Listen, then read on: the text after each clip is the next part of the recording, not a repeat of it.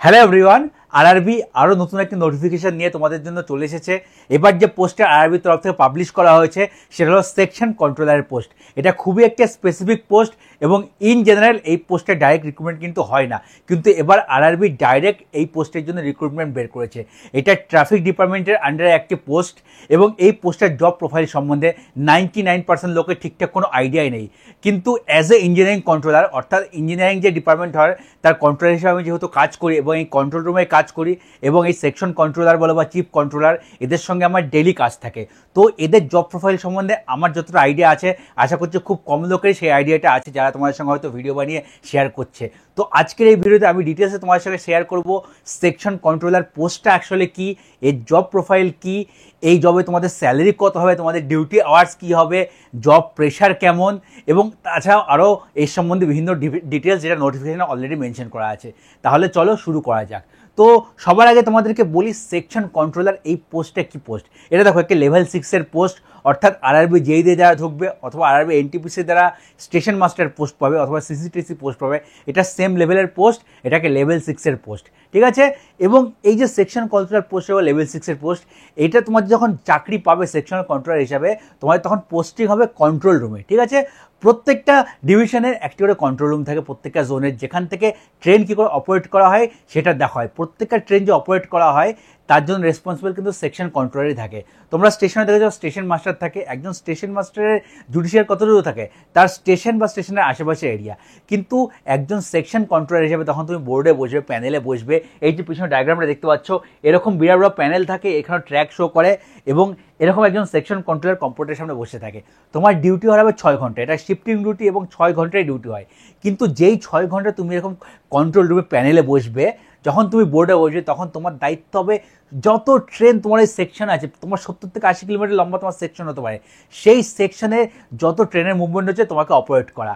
কোন ট্রেন আগে যাবে, কোন ট্রেন দাঁড়াবে, কোন ট্রেনকে প্রায়োরিটি বেশি দেবে, কোন ট্রেন 5 মিনিট লেট করবে বা কী হবে, সব কিছু তোমার উপরে। তোমাকে ডিসিশন নিতে হবে কোন ট্রেনকে তুমি আগে ছাড়বে, কোন ট্রেনকে তুমি আটকাবে, বা ট্র্যাকের যাবতীয় যা প্রবলেম হয়, মোটরম্যান তোমাকে কিছু রিপোর্ট করলো অন্যান্য প্রবলেম, কোথাও ইলেকট্রিক্যালের ফেলিওর হয়েছে, কোথাও সিগন্যালের ফেলিওর হয়েছে, কোথাও ইঞ্জিনিয়ারিং ডিপার্টমেন্টের কোনো ফেলিওর হয়েছে, সব সাইট থেকে রিপোর্ট তোমাকে করবে, মোটরম্যান করবে অথবা তোমাকে স্টেশন মাস্টার করবে। সেই রিপোর্ট নিয়ে তুমি কনসার্ন ডিপার্টমেন্টের সঙ্গে সঙ্গে কনভে করবে, সেই হিসেবে কনসার্ন ডিপার্টমেন্ট তোমাদের সেগুলো কমপ্লাই করার চেষ্টা করবে যত তাড়াতাড়ি সম্ভব, যাতে ট্রাফিকের মুভমেন্টের কোনো ডিলে না হয়। অ্যাজ এ সেকশন কন্ট্রোলার তোমার ক্রেডিট তুমি তখন পাবে যদি তুমি যতক্ষণ বোর্ডে বসে আছো তখন যেন তোমার জন্য কোনো গাড়ি ডিলে না হয়, তুমি ঠিকঠাকভাবে মিনিমাম ডিলে করিয়ে গাড়িকে অপারেট করাতে পারো এবং গাড়ি ঠিকঠাক করে পরিচালনা করো। এবং তোমার সামনে অনেকগুলো ফোন রাখা থাকবে, কন্টিনিউ তোমার ফোনে বিভিন্ন জায়গা থেকে ফোন আসতে থাকবে, কারণ কিছু না কিছু প্রবলেম, কিছু না কিছু হতেই থাকবে সেকশনে যতক্ষণ তুমি বোর্ডে বসে থাকবে, ঠিক আছে। তো বলতে পারো 6 ঘন্টার জব, কিন্তু 6 ঘন্টা তোমাকে কন্টিনিউয়াস ফোকাস রেখে তোমাকে জবটা করতে হবে। যেহেতু এটা খুবই ফোকাসের জব বলতে পারো, সেই জন্য তোমাদের এটা একটা সাইকোলজিক্যাল টেস্টও করা হয়, সাইকো টেস্ট। এই সেকশন কন্ট্রোলার জবে তোমাদের যখন আমি কেউ সিলেবাস ডিসকাশন করবো তখন দেখবে সাইকো টেস্টে কিন্তু এর মধ্যে ইনক্লুড আছে, কারণ তোমাকে ইনস্ট্যান্ট ডিসিশন নিতে হবে। ধরো 3টে ট্রেন আছে, 3টে ট্রেন আসছে, বা 3টে ট্রেনকে তুমি একসঙ্গে বের করতে পারবে না, যে কোনো একটা ট্রেনকে আগে বের করতে হবে এবং বাকি একটা ট্রেন বা 2 ট্রেন তার জন্য ডিলে হবে। তো তোমাকে তখন ডিসিশন নিতে হবে কোন ট্রেনের তোমার প্রায়োরিটি বেশি, সেই হিসেবে তোমাকে সেই ট্রেনটা আগে লাইন ক্লিয়ার করে ছাড়তে হবে। স্টেশনের বাইরে যে ট্রেন দাঁড়িয়ে থাকে সেটা কিন্তু আমাদের মোটরম্যান কোনো ডিলে করে না, স্টেশন মাস্টারের হাতেও নেই যে কোন ট্রেনটা দাঁড়াবে, সেটা কিন্তু কন্ট্রোল রুমে বসে সেকশন কন্ট্রোলার ডিসাইড করে যে এই ট্রেনটা এখানে 5 মিনিট দাঁড়াবে বা এই ট্রেনটা এখন বেরিয়ে যাবে, এই ট্রেনটা আজকে ডিলে করা যাবে না। এসব ডিসিশন কিন্তু সেকশন কন্ট্রোলার নেয়। তো খুবই একটা বলতে পারো ভাইটাল পোস্ট। ইনস্ট্যান্ট তোমাকে ডিসিশন নেওয়ার পাওয়ার থাকতে হবে, যদি ইনস্ট্যান্ট ডিসিশন নেওয়ার পাওয়ার তোমার না থাকতে পারে তাহলে কিন্তু এই জবটা তুমি ঠিকঠাক করে করতে পারবে না। এবং সেজন্য সাইকো টেস্ট নেওয়া হয়, তো সাইকো টেস্ট কোয়ালিফাই করলে ঠিকঠাক করে তবে এই জবটা পাওয়া যায়। তো যারা সাইকো টেস্ট পাস করে যাবে তাদের এই চাকরিটা করতে অসুবিধা হবে না। এতদিন অবধি প্রমোশনের থ্রু দিয়ে সেকশন কন্ট্রোলার পোস্ট নেওয়া হচ্ছিল, কিন্তু এইবার ডাইরেক্ট রিক্রুটমেন্ট টোটাল 324টা পোস্ট করা হবে আরআরবির থ্রু দিয়ে। বিভিন্ন আরআরবিতে বিভিন্ন ভ্যাকেন্সি আছে, তোমরা অলরেডি দেখেও নিয়েছো, সেটা নিয়ে বেশি ডিসকাস করে লাভ নেই, তবু আমি একবার ওভারভিউ দেখিয়ে দেবো। মেন জব প্রোফাইলটা সম্বন্ধে বললাম, ঠিক আছে। আরও ডিটেলস জব প্রোফাইল সম্বন্ধে তোমাদের বলা যেতে পারে, যেহেতু আমি কন্ট্রোল রুমে অ্যাজ এ ইঞ্জিনিয়ারিং কন্ট্রোলার হিসেবে কাজ করছি, তো তো আমার সঙ্গে যারা সেকশন কন্ট্রোলার আছে তাদের আমি একটা ইন্টারভিউ নেওয়ার ব্যবস্থা করবো, যাতে তোমাদের সঙ্গে তারা অ্যাকচুয়াল তাদের জব প্রোফাইল শেয়ার করতে পারে। অথবা যে চিফ কন্ট্রোলার হয়, সেকশন কন্ট্রোলারদেরও একজন হেড থাকে যাকে বলে চিফ কন্ট্রোলার, আমি চেষ্টা করবো তারা একটা ইন্টারভিউ নিয়ে তোমাদের সঙ্গে চ্যানেলে খুব তাড়াতাড়ি শেয়ার করার জন্য। তাহলে তোমাদের আরও বেশি আইডিয়া হবে, তাদের মুখ থেকে শুনতে পারবে তাদের জব প্রোফাইলটা অ্যাকচুয়াল কেমন এবং জবটা সত্যি কতটা হেক্টিক কি হেক্টিক না। ঠিক আছে, অনেকে বলে প্রচুর হেক্টিক জব এই সেই, হ্যাঁ অবশ্যই হেক্টিক জব, সব কিছুতে হেক্টিক আছে, কিন্তু সেটা 6 ঘন্টা ডিউটি দেওয়া হচ্ছে এবং একবার কাজটাকে তুমি বুঝে গেলে, কাজটাকে ভালোবাসে ফেললে কিন্তু অতটাও হেক্টিক নেই যতটা লোকে চারিদিকে মার্কেটে হাওয়া করে দিয়েছে।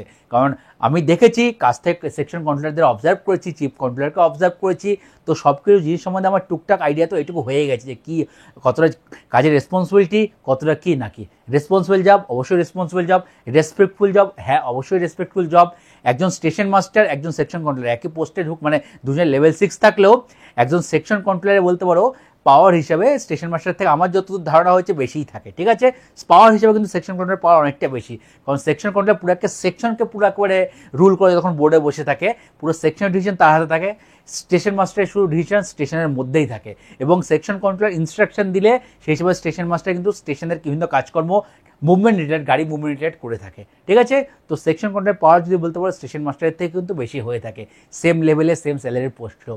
তো এবার চলো বেসিক ডিটেলস বললাম, তো এবার নোটিফিকেশান একটু দেখে নেওয়া, নোটিফিকেশানে কী কী বলেছে এবং এই চাকরিটা পেতে গেলে তোমাদের কী কী করতে হবে। তো আমি নোটিফিকেশানে তোমাদের জন্য খুলছি। সবার আগে আমার নোটিফিকেশানটা অলরেডি খোলাই ছিল, আমি একবার দেখে নিচ্ছি।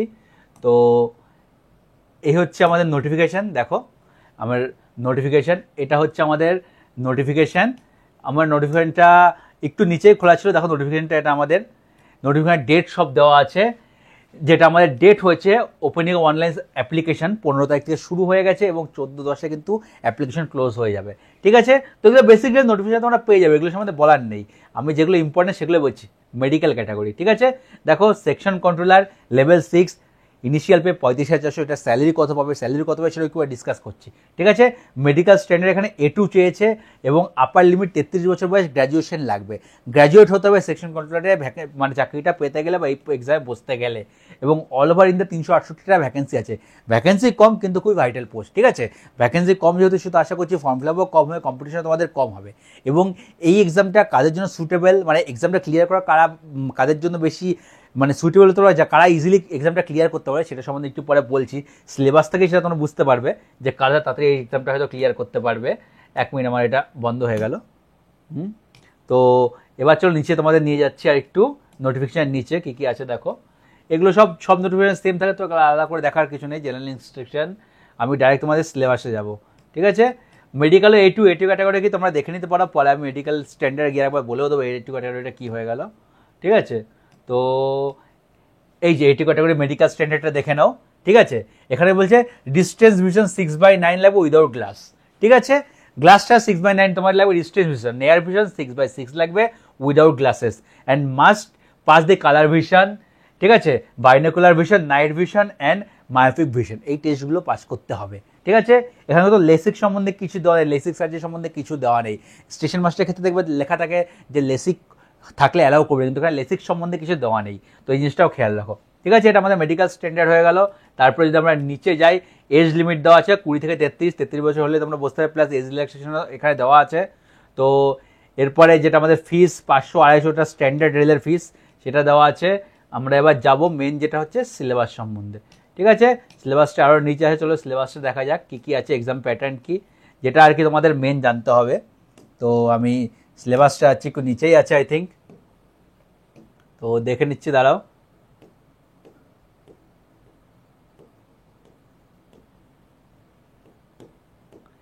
এই দেখো রিক্রুটমেন্ট প্রসেস এখানে পেয়ে গেছি। রিক্রুটমেন্ট প্রসেস এখানে কি আছে, single stage computer based test, একটা single stage computer based test হবে, 100 নম্বর হবে, মানে 100টা কোশ্চেন দেবে 100 নম্বর। ঠিক আছে, তারপরে বি পোর্শন কি বলছে, seabed computer based aptitude test, এটা তোমার সাইকো টেস্ট যেটাকে বলতে পারো। ঠিক আছে, দুটো টেস্ট হয়ে গেলো। তারপরে ডকুমেন্ট ভেরিফিকেশন মেডিকেল। ঠিক আছে, এবং তারপরে এখানে তোমার যে মেরিট পাবলিশ হবে, এই মেরিটে তোমাদের যে সিবিটির যে ওয়েটেজ থাকবে তোমার 70% এবং সিব্যাট যেটা হয়ে গেলো মানে সাইকো টেস্ট, তার ওয়েটেজ থাকবে তোমার 30%। ঠিক আছে, তার মানে ওয়েটেজ তোমার সিবিটির বেশি, সিব্যাটের ওয়েটেজটা তুলনামূলক কম। তো এবার দেখো কিন্তু তোমার সিবেটের মিনিমাম স্কোর 42 করতে হবে। সিবেটটাকে এটার সময় তোমাদের পরে একটা আলাদা ভিডিও করে বলে দেবো, ঠিক আছে? সাইকোটেস্টটা কী কীরকম হয় আলাদা একটা ভিডিও করে বলে দেবো। তো এখানে দেখো এক্সাম ডিউরেশন দেওয়া আছে 120 মিনিট, 100টা কোশ্চেন, নেগেটিভ 1/3, ঠিক আছে? এটা হয়ে গেলো।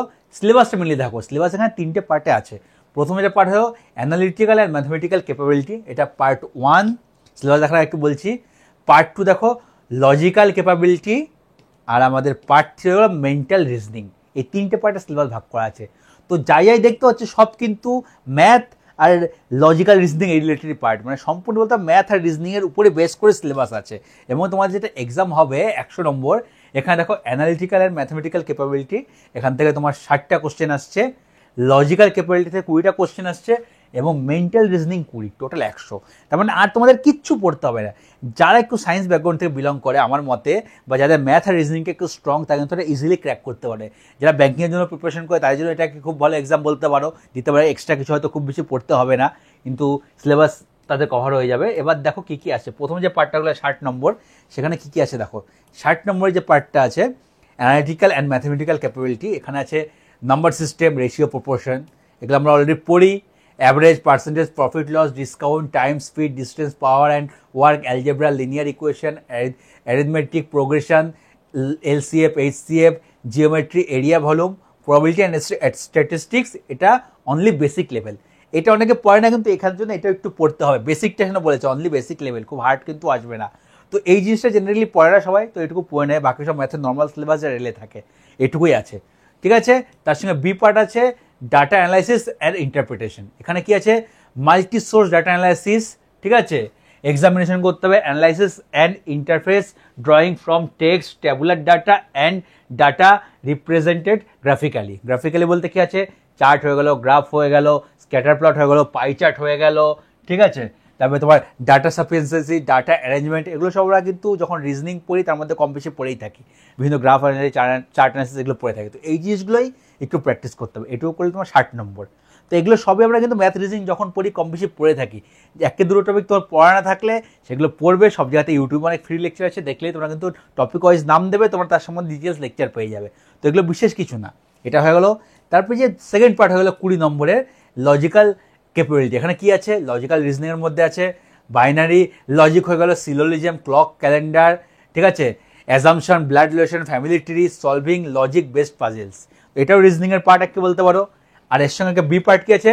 Reading comprehension. এটা কি হয়ে গেল? আমরা ছোটোবেলায় পড়েছি অনেক, ইংলিশে একটা যে কোনো প্যারাগ্রাফ দেওয়া থাকে, সেই প্যারাগ্রাফটা পড়ে আমাদের তার থেকে হলো কোশ্চেন থেকে কোশ্চেনগুলো করতে হবে। এখানে সেম জিনিস, যে কোনো টপিকের উপর একটা প্যারাগ্রাফ থাকবে, ঠিক আছে? প্যারাগ্রাফ থেকে তারপর কিছু কোশ্চেন থাকবে, এবং এখানে এমসিকিউ বেস, তো কোশ্চেনের অপশনও থাকবে। তোমাকে কিন্তু সেই অপশনগুলো টিক করতে হবে। এটা পড়ে প্যারাগ্রাফ যে কোনো বিষয়ের উপর হতে পারে। কী বিষয় হতে পারে? History, society, literature, science, environment, abstract, mythology, technology and culture, যে কোনো র্যান্ডম সাবজেক্টের উপর তোমার হতে পারে। একটি তো শুধু তোমাদের এখানে কি বলে, একটি প্যারাগ্রাফ থাকে, প্যারাগ্রাফ পড়বে, তোমরা অ্যান্সার করবে। তো একটি প্যারাগ্রাফ থেকে 4-5টা কোশ্চেন থাকবে, এটুকু ধরে রাখতে পারো। হয়তো দেখা গেলো 2টো প্যারাগ্রাফ থাকলো এরকম, 5টা 10টা কোশ্চেন থাকলো, বাকি 10 নম্বর এখান থেকে তুলে, এরকম কিছু একটা হবে। এটা হয়ে গেলো 80 নম্বর। বাকি 20 নম্বর মেন্টাল রিজনিং। মেন্টাল রিজনিং কি? রিজনিংয়ের পার্ট, নতুন কিছু নয়। এখানে কী আছে দেখো? Analogy, identifying relationship between 2 items and applying it to another pair. মানে যেরকম হয় 2:4 ইকুয়ালস টু, ঠিক আছে? এখানে হয়ে গেলো 8:2 জিজ্ঞাসার চিহ্ন। তো জিজ্ঞাসার ভ্যালুটা কত বের করতে হবে, এরকম টাইপের কোশ্চেন। তো ওগুলো হয়ে গেল। তারপরে series completion, identifying the pattern in sequence of numbers and predicting the next term, ওই সেম টাইপের জিনিস। এটা হয়ে গেল। Coding decoding type question, ranking and arrangement based problems, সবই রিজনিংয়ের পার্ট, যেগুলো আমরা পড়ে থাকি। যারা আরবি যে জন্য পড়ছে, যারা এনটিপিসির জন্য পড়ছে, এগুলো সবই পড়ে থাকে। কিন্তু এখানে শুধু এইটুকুই সিলেবাস, এর বাচ্চা কিছু নেই। এটুকু পড়লে তোমাদের 100-র মধ্যে যারা ম্যাথ রিজনিংয়ে স্ট্রং, তারা 80 থেকে 90 ইজিলি স্কোর করে দেবে। এটুকু বলতে যারা ম্যাথ আর রিজনিংয়ে স্কোর মানে স্ট্রং, এখানে 80 থেকে 90 স্কোর করানো কোনো ব্যাপার নয়, ঠিক আছে? খুবই ছোটো সিলেবাস, ক্রিস্প সিলেবাস, শুধু তোমাদেরকে ভালো করে প্র্যাকটিস করতে হবে, পড়তে হবে, আর কিচ্ছু নেই। এক্সট্রা কোনো কিছু পড়তে হচ্ছে না। সায়েন্সের স্টুডেন্টদের জন্য একটা খুব ভালো সুযোগ বলতে পারো। এটা গেল পার্ট 1, ঠিক আছে? এবং এর ওয়েটেজ হচ্ছে 70%। এবং কত হবে? 2 ঘন্টার এক্সাম, তোমার 100টা কোশ্চেন থাকবে। এরপরে চলে আসলো পার্ট 2, যেটা হচ্ছে গিয়ে সিব্যাট বলা যায়, সাইকোটেস্ট যেটা বলা হচ্ছে। এটা তোমাদের একরকম হয় সিব্যাট টেস্ট সম্বন্ধে পরে ভালো করে বলবো, কারণ এটা বলতে গেলে আরও 10 মিনিট বেড়ে যাবে, ভিডিও অনেক বড় হয়ে যাবে, ঠিক আছে? 8 গুণ স্টুডেন্টকেই ডাকা হবে, মানে 324টা সিট আছে, 368 সিট আছে, 368 × 8 অতগুলো স্টুডেন্টকেই ডাকা হবে এবং তাদেরই সিব্যাট হবে, ঠিক আছে। এবং এখানে তোমার সিব্যাটের মিনিমাম স্কোর দেখো, টি স্কোর যেটা 42 করতে হবে। টি স্কোর কি সব সম্বন্ধে পরে আমি আলাদা ভিডিও বানিয়ে বলে দেবো। এখানে ওয়েটেজ দেওয়া আছে 70% ওয়েটেজ যেটা দেওয়া আছে আমাদের সিবিটির এবং 30% সিব্যাটের, ঠিক আছে। এটা হয়ে গেলো। তারপর ডকুমেন্ট ভেরিফিকেশন আর মেডিকেল, এটাই সব নোটিফিকেশন সব কিছু মোটামুটি। তো সেকশন কন্ট্রোলার দরকার বলে আলাদা একটা ভ্যাকেন্সি বের করেছে, এনটিপিসির সঙ্গে দেয়নি, সম্পূর্ণ আলাদা একটা ভ্যাকেন্সি বের করলো। তো এক্সাম তোমরা তাড়াতাড়ি হয়ে যাবে এক্সপেক্ট করতে পারো। তো এবার চলে আসি তোমাদের যে এক্সাম সম্বন্ধে জানলে, সব কিছু সম্বন্ধে জানলে, ঠিক আছে। যেটা একটি জিনিস বেঁচে গেল, তোমরা হয়তো জানতে চাও যে স্যালারি কত পাবে।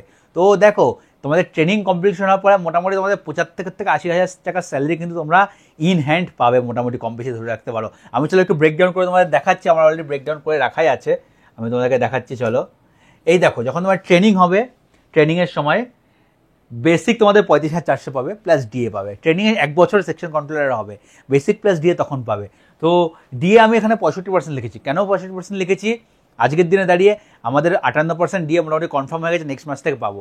তোমাদের জাস্ট নোটিফিকেশন বেরিয়েছে, মিনিমাম প্রসেসিং হতে সব কিছুতে 1 বছর তো লাগবে, বেশিই লাগবে, 1 বছর কম বললাম, কারণ এখন নোটিফিকেশন বেরিয়েছে, ফর্ম ফিল হয়ে এক্সাম হয়, তারপরে জয়েনিং হবে, 1.5 বছর মতো লেগে যাবে। তুমি 1 বছর ধরেছে, 1 বছর ধরলে কত হয়, মোটামুটি বছরে আমাদের 7 থেকে 8% ডিএ বাড়ে, ঠিক আছে। সেই সময় 7% বাড়িয়ে ধরলাম, 58% হয়ে গেছে, 58 আর 7 65% ডিএ হলে আমাদের ডিএ 23,000 টাকা মতো আসছে। এর থেকে 200 টাকা ডিডাকশন হবে, সেটা হচ্ছে প্রফেশনাল ট্যাক্স। তো ট্রেনিংয়ে তোমরা ইন হ্যান্ড পাবে 58,210 টাকা মতো, ট্রেনিংয়ে ইন হ্যান্ড পাবে, ঠিক আছে। এটা ইন হ্যান্ড সবাই পাবে, ট্রেনিংয়ে সবার ক্ষেত্রে সমান, XYZ ক্লাস সিটি ম্যাটার করে না। এরপরে 1 বছর ট্রেনিং কমপ্লিট করার পরে তোমাদের এক্সাম হয়ে গেলে, তোমার যখন পার্মানেন্ট পোস্টিং হবে, পোস্টিং একটা শহরেই হবে, কন্ট্রোল রুমেই হবে, একটা ফিক্সড লোকেশনে পোস্টিং, ঠিক আছে। এটা তোমাদের খেয়াল রাখো, সারা জীবন তোমার যেটা বলে এসি রুমে বসে, কম্পিউটার বসে, সামনে বসে তোমাদের কাজ করতে, এটা সেরকম টাইপের জব, চেয়ারে বসে কাজ করার জব, 6 ঘন্টার ডিউটি। তো এরপরে এটা তোমাদের হয়ে গেল। ট্রেনিংয়ের পরে স্যালারি কত হবে? ট্রেনিংয়ের পরে স্যালারি তোমাদের সিটি ওয়াইজ ভালো আলাদা আলাদা হয়ে যাবে, ঠিক আছে। মেনলি দেখো, জেড ক্লাস সিটিতে কন্ট্রোল রুম থাকে না, বড় বড় শহরে থাকে। তো এক্স আর ওয়াই ক্লাস সিটি থাকবে, জেড ক্লাস সিটিটা থাকবে না, তবু লেখা আছে আবার, ঠিক আছে। যদি কোথাও থেকে থাকে, জেনারেলি আমার যত নলেজ আছে, জেড ক্লাস সিটিতে তোমার কিন্তু কোনো কন্ট্রোল রুম থাকে না, জেনারেলি সব বড় বড় শহরে একটু থাকে। সো সেগুলো ওয়াই ক্লাসেই তোমার কিন্তু লাই করে যাবে, অথবা এক্স ক্লাস।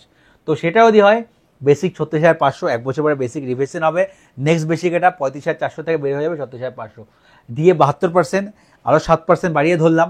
এটা 1% আপডাউন হতে পারে, 72 জায়গায় তোমার 73 যেতে পারে, 74 যেতে পারে, অথবা 70 অব্দিও আসতে পারে। তো ওইটুকু ভ্যারিয়েশন করবে, ওই জন্য হালকা স্যালারিতে ভ্যারিয়েশন হবে। যদি এটা হয়, ডিএ হিসাবে 26,280 টাকা তোমরা ডিএ পাচ্ছ। এইচআরে পাবে তোমরা দেখো 30%, 20%, 10% হয়। তো এক্সে হলে 30%, আমার কলকাতার পোস্টিং হলে তোমার 30% তোমরা পাবে এইচআরে, ঠিক আছে। ওয়াই ক্লাস সিটিতে হলে তোমাদের, এটা ধরো আসানসোল হলে তোমাদের পেয়ে যাবে এখানে 20%, তো 7300 এরকম তোমাদের হয়ে গেলো জেড ক্লাস সিটিতে, যেটা আমার নেই। সিমিলারলি টিএ হয়, টিএটা তোমার কি হয়ে গেল, তোমার বাড়ি থেকে অফিস যাও, অফিস থেকে বাড়ি যাও, তার যে খরচা সেটা হচ্ছে আমাদের টিএ। সেটা হলো আমাদের এক্স ক্লাস সিটিতে হয়ে গেল 3600 প্লাস, যেটা হচ্ছে কি ডিএ হয়ে যাবে 3600 প্লাস ডিএ। এটা আমার মানে ক্যালকুলেশনটা আমি লাস্টে চেঞ্জ করিনি, একবার দেখে নিতে হবে, এটা মানে হালকা একটু চেঞ্জ হলে হতে পারে, ঠিক আছে। এই টিএর রেটটা আমার চেঞ্জ করা হয়নি, তো হালকা তার মধ্যে 200-500 টাকা চেঞ্জ হতে পারে। আমি মানে টিএটা মানে রিক্যালকুলেশন করে, আমার পুরোনো ক্যালকুলেশন ছিল সেটা করে দিয়েছি। তো 3600-র সঙ্গে তুমি কি করবে, ডিএটা গুণ করে দেবে। ডিএ গুণ কেমন করে দেবে, ধরো এখানে 72% ডিএ আছে, তোমার 3600 ইন্টু 1.72 যে ভ্যালুটা আছে সেটা তুমি হচ্ছে টিএ পাবে। সিমিলারলি ওয়াই ক্লাস সিটিতে আর জেড ক্লাস সিটিতে রেট হচ্ছে 1800, তো 1800 ইন্টু 1.72 করবে, সেটা তোমাদের এই স্যালারিটা আসবে ওয়াই আর জেড ক্লাস সিটিতে। তো টোটাল যোগ করলে আসছে এক্সে 79,000, ওয়াইতে তোমার 72,000, জেডে 69,000। এগুলো হচ্ছে স্যালারি, ঠিক আছে। এরপরে স্যালারির পরে তোমাদের একটা ডিডাকশন হবে, তোমরা যেহেতু জয়েন করে পরে, তো তোমরা ইউপিএসসি অ্যাভেল করতে পারবে, ঠিক আছে। তোমার জন্য এনপিএস থাকবে না, এনপিএস থাকবে না, তোমার জন্য অনলি ইউপিএস থাকবে। ইউপিএসে তোমাদের কী হবে, salary basic plus DA 10% deduct করে নেওয়া হবে।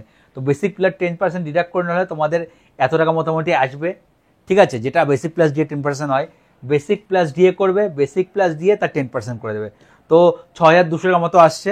সেটা তোমার ডিডাকশন করে নেওয়া হবে। ডিডাকশন করবে, তোমাদের ইনহ্যান্ড যেটা স্যালারি পাবে 72,000, 66,000, 62,000। তো দেখো 60 থেকে 70,000 টাকা তোমার কিন্তু স্যালারি ইনহ্যান্ড পাবে জয়নিং করার পরেই। এর সঙ্গে গভর্নমেন্ট একটা কন্ট্রিবিউশন করবে 10%, যেটা তোমার এনপিএস অ্যাকাউন্টে বা ইউপিএস অ্যাকাউন্টে জমা হবে। প্রাণ নম্বর তোমাকে জেনারেট হবে, ইউপিএস যখন অ্যাকাউন্ট হবে তার এগেনস্টে তোমার জমা হবে। মানে এই 10% যেটা তোমার জমা হলো 6,200 বা যেটা হলো 278, আর সিমিলারলি তোমার 10% গভর্নমেন্ট জমা করবে 6,278। এনপিএস এর ক্ষেত্রে এটা 14% গভর্নমেন্ট জমা করে, কিন্তু ইউপিএস এ 10% করবে। তো মোটামুটি 12,000 12,500 টাকা তোমার জমা হবে এই 72,000 টাকা বাদে। 72 আর 12 কত হয়ে গেলে তোমাদের প্রায় 84,000 টাকা। যদি তুমি এক্স ক্লাসে থাকো তুমি কিন্তু স্যালারি প্রথম মাস থেকেই পাবে ট্রেনিং কমপ্লিশনের পরে। এছাড়া আরও একটা 8.5% আছে, যেটা গভর্নমেন্ট একটা পুল অ্যাকাউন্টে জমা করবে, যেটা তোমার নামে জমা হবে না কিন্তু জমা হবে। সেটা তোমার হচ্ছে গিয়ে পেনশন সিকিউর করার জন্য। কারণ ইউপিএসে কী বলা হয়েছে, যখন তুমি রিটায়ার করবে তখন বেসিক প্লাস ডি এর তোমার হচ্ছে বেসিক প্লাস ডি এর 50% তুমি কিন্তু মিনিমাম পেনশন পাবে। ঠিক আছে, তারও ইউপিএস সম্বন্ধে আলাদা করে ভিডিও বানানো যায়। তো যেহেতু মিনিমাম গ্যারান্টিড পেনশন দেওয়া হবে, তোমার ওল্ড পেনশন স্কিমের মতো গ্যারান্টিড পেনশন, সেই জন্য তোমার নামে একটা 8.5% একটা অ্যামাউন্ট গভর্নমেন্ট একটা পুল যে অ্যাকাউন্ট সেখানে জমা করে, সেটা সবার এক জায়গায় জমা হবে এবং সেখান থেকে সবাই কিন্তু গ্যারান্টিড পেনশনটা দেওয়া হবে। ঠিক আছে, তো এই হলো স্যালারি সম্বন্ধে তোমাদের এই ভিডিওতেই বলে দিলাম। তো এটুকুই ছিল সেকশন কন্ট্রোলার সম্বন্ধে। ভালো করে পড়ো, এটা খুবই মানে একটা বলতে ভালো পোস্ট, কম ডিউটির পোস্ট, শহরে চাকরি পেতে চাইলে একটা ফিক্স তোমাদের লোকেশনে চাকরি পেতে চাইলে এর থেকে ভালো পোস্ট হতে পারে না। তোমরা এক জায়গায় চাকরি পাবে, সেখানে তোমার সারা জীবন চাকরি কেটে যাবে। ধরো তুমি আজকে জয়েন করলে কলকাতাতে, ঠিক আছে, শিয়ালদার কন্ট্রোল রুমে, তো সারা জীবন 30 বছর তোমার শিয়ালদাতে এখানেই কেটে যাবে, কন্ট্রোল রুমেই তোমার কেটে যাবে, আর কোথাও তোমার ট্রান্সফারও হবে না। ঠিক আছে, তুমি এখানে কাজ করো, এখানে তোমার কেটে যাবে।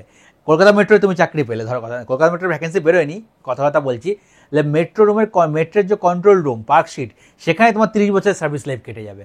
ঠিক আছে, তো এটা হচ্ছে কথা। তুমি যদি প্রমোশন পেয়ে আর অন্য জায়গায় না চলে যাও, তুমি এখান থেকে ডিপার্টমেন্টাল এক্সাম দিয়ে কম হতে পারবে, অ্যাসিস্ট্যান্ট কমার্শিয়াল ম্যানেজার যেটা হলো, ঠিক আছে, অ্যাসিস্ট্যান্ট ইঞ্জিনিয়ার লেভেলের পোস্ট, যেটা ইঞ্জিনিয়ারিং ডিপার্টমেন্টে হয়ে থাকে। তো সেই পোস্ট তুমি প্রমোশন পেয়ে ডিপার্টমেন্টাল এক্সাম দিয়ে চলে গেলে আলাদা কথা, নাহলে তুমি সারা জীবন একই জায়গায় তুমি কিন্তু থেকে যাবে। ঠিক আছে, তো সেই জন্য লোকেশন, যারা একটা ফিক্সড লোকেশনে চাকরি চাই, ফ্যামিলি লাইফের জন্য খুবই ভালো, তার জন্য এটাও খুব ভালো জব। তো পড়াশোনা শুরু করে দাও, বেশি লেট করো না। সায়েন্সের স্টুডেন্টদের জন্য এটা কিন্তু খুবই ভালো সুযোগ, কারণ সিলেবাসটা বলতে পারো সায়েন্সের স্টুডেন্টের জন্য প্রেফারেবল। যারা আর্টসের স্টুডেন্ট, যারা একটু ম্যাথ রিজনিং ভয় পায়, তাদের জন্য একটু টাফ হতে পারে, সায়েন্সের স্টুডেন্টের জন্য প্রেফারেবল। তো এটাই বলো, খুব ভালো করে পড়ো। ঠিক আছে, ভ্যাকেন্সি যাইতে হোক না কেন দেখার দরকার নেই, পরীক্ষা দেবে, তোমাদের একটা ভ্যাকেন্সি দরকার। ঠিক আছে, কোন আরবি থেকে ভরবে কি না ভরবে ম্যাটার করে, সব আরবিতে মোটামুটি কম বেশি একই সিট বেরিয়েছে, 20টা 25টা 30টা, কোথাও 10টা বেরিয়েছে। যেখানে ইচ্ছা ভরো, পরীক্ষা দাও, ভালো করে পরীক্ষা দাও। ঠিক আছে, ভালো করে পড়লে যদি ম্যাথ রিজনিং ভালো হতে পারে, কম্পিটিশন কম হবে। এত কম ভ্যাকেন্সিতে আমি জানি খুব কম ছেলেমেয়েরাই ভরবে, হয়তো বেশি ছেলেমেয়েরা ভরবে না, কম্পিটিশন কম হবে এটা জানি। একটু ভালো করে পড়লে এই যে 368টা সিট, তার মধ্যে তুমি কিন্তু তোমার একটা সিট সিকিউর করে নিতে পারো। তো ভিডিওটা আর বেশি বড় করবো না, কিছু জানার থাকলে সেকশন কন্ট্রোলার সম্বন্ধে নিচে কমেন্ট করে অবশ্যই জানাও। আর কিছু বড় কিছু এনকোয়ারি থাকলে আমাকে টেলিগ্রামে মেসেজ করো। আমার টেলিগ্রাম আইডি হলো ERRBSSC। আমি আমার টেলিগ্রাম আইডি লিখে দিচ্ছি। আমার টেলিগ্রাম আইডি হলো ERRBSSE। আমাকে টেলিগ্রাম মেসেজ করো, নিচে ডেসক্রিপশনে টেলিগ্রাম লিঙ্ক কিন্তু আমার দেওয়া আছে, টেলিগ্রামে ডাইরেক্ট মেসেজ করো, আমি তোমাদেরকে রিপ্লাই দেওয়ার চেষ্টা করবো যত তাড়াতাড়ি সম্ভব।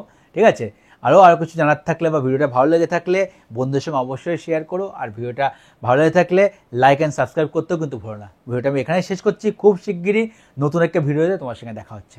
টাটা।